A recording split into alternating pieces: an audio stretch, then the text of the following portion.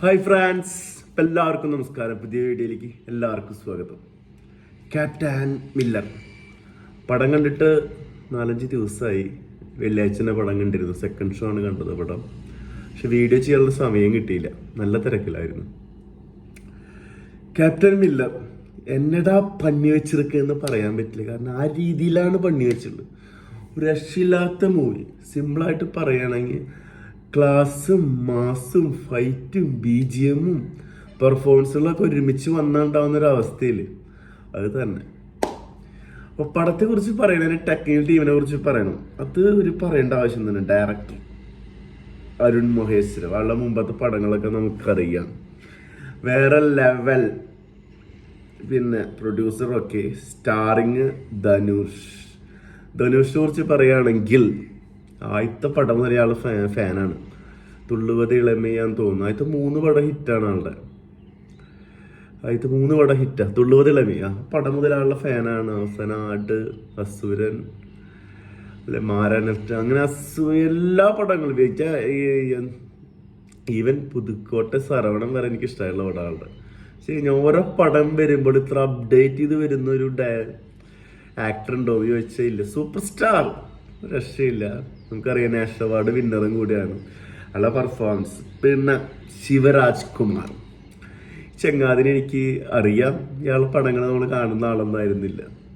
എന്തുകൊണ്ട് കണ്ടു എന്ന് ചോദിച്ചാൽ ജയിലർ എന്ന മൂവിയിലെ 2-3 മിനിറ്റ് പെർഫോമൻസ്, ആളാ സ്വാഗ്, ആള് വെറുതെ സ്ക്രീനിൽ വന്നിട്ടുണ്ടല്ലോ, ഇങ്ങനെ വേറെ ഫീൽ തന്നെയാണ്.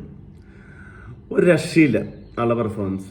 ആ ചെങ്ങാതി നമ്മുടെ ശിവരാജ് കുമാർ, പ്രിയങ്ക, എല്ലാ ലേഡീസ് ക്യാരക്ടർ കേട്ടോ. പ്രിയങ്ക, അനുമോഹൻ, അതിഥി ബാലൻ, സുദീപ് കൃഷ്ണനൊക്കെ ഗംഭീരമായിട്ട് ചെയ്യുന്നുണ്ട്. With all star. എനിക്ക് ഒരാളെ പേരെടുത്ത് പറയാൻ പറ്റുന്നില്ല, ഞാൻ നോട്ട് വെച്ചാണ് ഫോണിൽ.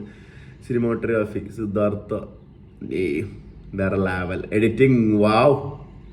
നാഗാർജുന രാമചന്ദ്രൻ. Music GVP.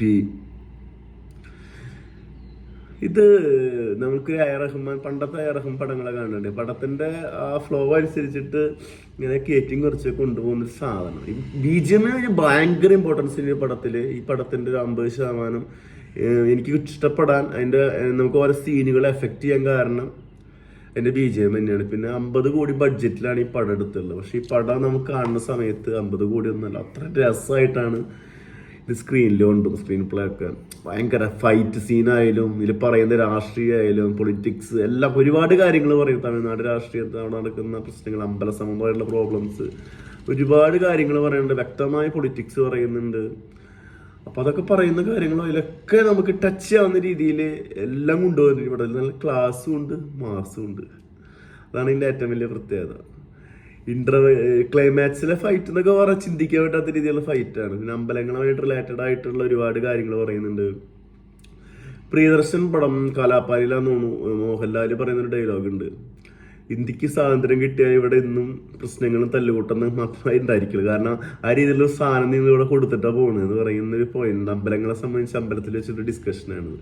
അപ്പൊ നമുക്കറിയാം, അമ്പലങ്ങളിലെ സ്വത്ത് കാര്യങ്ങളായിട്ട് പ്രശ്നം, അവിടെ കയറാൻ പറ്റാത്ത ജാതി വ്യവസ്ഥയുടെ പ്രശ്നം, അവിടെ കയറുമ്പോൾ ഉണ്ടാകുന്ന മാനസിക സാധാരണക്കാർ അതിനുവേണ്ടി പോരാടുന്നത്, കുറച്ച് ജാതീയമായിട്ടുള്ള കുറെ കാര്യങ്ങളൊക്കെ പറയുന്നുണ്ട്. ആ കാലൊക്കെ മാറി എന്ന് പേഴ്സണലി ഒരു പരാമർശം എനിക്കുണ്ട്. എന്നാലും സിനിമയാണ് അത്. നല്ല പൊളിറ്റിക്സ് പറഞ്ഞിട്ടുണ്ട് അതില്. അത് ഇപ്പോഴും തമിഴ്നാട്ടിലും ഉണ്ട്, നമ്മുടെ നാട്ടിലും ഉണ്ട്. ചില സ്ഥലങ്ങളിലൊക്കെ ജാതി രാഷ്ട്രീയമൊക്കെ ഉണ്ട്. എനിക്ക് ഒരു ഇന്ന ജാതിയിൽ ജനിക്കണം എന്നൊക്കെ പറയുന്നത് വരെ ഒരു മനുഷ്യന്റെ ആ രീതിയിലുള്ള ചിന്താഗതികളാണ്. അപ്പോൾ അത് വ്യക്തമായിട്ട് പറഞ്ഞിട്ടുണ്ട്.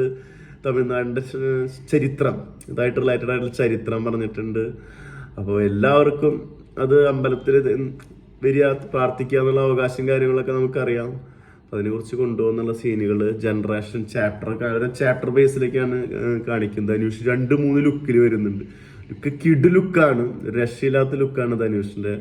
സ്ത്രീകളുടെ പൊളിറ്റിക്സ് പറയുന്നുണ്ട്, അത് ഭയങ്കര രസമായിട്ട് തന്നെ പറയുന്നുണ്ട്. എല്ലാവർക്കും തുല്യ ഇമ്പോർട്ടൻസ് കൊടുത്തിട്ടുണ്ട്. സ്ത്രീ ക്യാരക്ടേഴ്സിനൊക്കെ അവർക്ക് പറയാനുള്ള കാര്യങ്ങളായാലൊക്കെ വളരെ നന്നായിട്ടുണ്ട്. പിന്നെ ഒന്ന് ആലോചിക്കാണ്ട് പോയി പടം കാണുക, ടിക്കറ്റ് എടുക്കുക.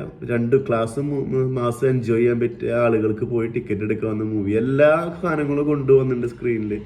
ഇനിയിപ്പോൾ നമ്മൾ ഒരു ഫോണിന്റെ ബാക്ക്ഗ്രൗണ്ട് മ്യൂസിക്കും സിനിമോട്ടോഗ്രാഫി ഒക്കെ കണ്ടു കഴിഞ്ഞാൽ ഒരു ബോളിവുഡ് പടം കാണുന്ന ഒരു ഫീൽ നിൽക്കില്ല. അപ്പോൾ നിങ്ങൾക്ക് ഫീൽ ചെയ്യുക, അത്രയും നന്നായിട്ടുണ്ട്. കാരണം എന്താ വെച്ചാൽ സ്ക്രീനിൽ ഭയങ്കര രസമാണ്. ആ 50 crores ബഡ്ജറ്റ് കണ്ട് പടമൊക്കെ ചെയ്യാൻ പറ്റുമെന്ന് അതിശയിച്ച് പോവാ. നമുക്കറിയാം മറ്റു പല ഇൻഡസ്ട്രികളിലൊക്കെ KGF പോലത്തെ പടങ്ങളൊക്കെ വന്നിട്ട് എത്ര ചെറിയ ഇൻവെസ്റ്റ്മെന്റ്, ചെറിയ വെച്ചാൽ എത്രയൊക്കെ ഇൻവെസ്റ്റ്മെന്റ് ഉള്ളൂ വാരിക്കൊണ്ട് ടോട്ടലി കളക്ട് ചെയ്തൊക്കെ നമുക്കറിയാം. അപ്പോൾ ഈ അത്രയും പ്ലാൻ ചെയ്തെടുത്തൊരു പടം കൂടിയാണ്. പിന്നെ പെർഫോമൻസുകൾ ഞാൻ പറഞ്ഞു, ഒന്നും ആലോചിക്കാണ്ട് പോയി ടിക്കറ്റ് എടുക്കുക, കാണുക, എൻജോയ് ചെയ്യുക. ആ രീതിയിൽ മൈൻഡ് സെറ്റ് സിനിമ ഇഷ്ടപ്പെടുന്ന ആളുകൾക്ക് ശരിക്കും എൻജോയ് ചെയ്യാൻ പറ്റിയ മൂവിയാണ്. വ്യക്തമായ രാഷ്ട്രീയം പറയുന്നുണ്ട്, ഇപ്പോഴത്തെ കാലഘട്ടം പറയുന്നുണ്ട്, അത് അതിന് പൊരുതുന്ന ജനങ്ങളുടെ ഒരു കഥ പറയുന്നുണ്ട്, സാധാരണക്കാരുടെ അവസ്ഥ പറയുന്നുണ്ട്, സ്ത്രീകളുടെ പറയുന്നുണ്ട്, ഉന്നമനം, ജാതി എല്ലാം കൊണ്ടുവന്നിട്ട് ഒരു ഇതിൽ എടുത്തു പറഞ്ഞ സാധനം പടത്തിലുള്ള തോക്കുകളൊക്കെയാണ് കേട്ടോ. തോക്കുകളൊക്കെ നമുക്ക് വേറെ ഫീലാ തോന്നും, കറക്റ്റ് ഭയങ്കരമായിട്ട് തോന്നും. ചില തോക്കുകളൊക്കെ കണ്ടാൽ തോന്നും അതിന് വേണ്ടി നമുക്ക് പണം ഉണ്ടാക്കിയതാണ്, എല്ലാം ഉണ്ടാക്കി തന്നെ. എന്നാലും ഭയങ്കര രസമായിട്ടുണ്ട്. പിന്നെ ധനുഷ് എന്നൊരു വ്യക്തി, പടത്തിന്റെ ക്ലൈമാക്സ് എടുത്തു പറയണം, ശിവരാജ്കുമാർ. അപ്പൊ ഒന്നും ആലോചിക്കാനില്ല, കുറെ കാര്യങ്ങൾ പറയാനുണ്ട് ഇത് റിലേറ്റഡ് ആയിട്ട്. പ്രത്യേകിച്ച് ഇതിൽ കുറെ ജാതി രാഷ്ട്രീയം ഒക്കെ വരുന്നുണ്ട്. അപ്പൊ അതുകൊണ്ട് പറഞ്ഞു പോയി ഇങ്ങനെ നീണ്ടുപോകും. അപ്പോൾ നിങ്ങളൊന്നും ആലോചിക്കേണ്ട, പോയി ടിക്കറ്റ് എടുക്കുക, നല്ലൊരു മൂവി എൻജോയ് ചെയ്യുക. All the best, enjoy. ഇപ്പോൾ വീഡിയോ ഇഷ്ടപ്പെട്ട എല്ലാവരും ലൈക്ക് ചെയ്യുക, ഷെയർ ചെയ്യുക, സബ്സ്ക്രൈബ് ചെയ്യുക. അടുത്തൊരു വീഡിയോ ആയിട്ട് വീണ്ടും വരാം. മുകേഷ്.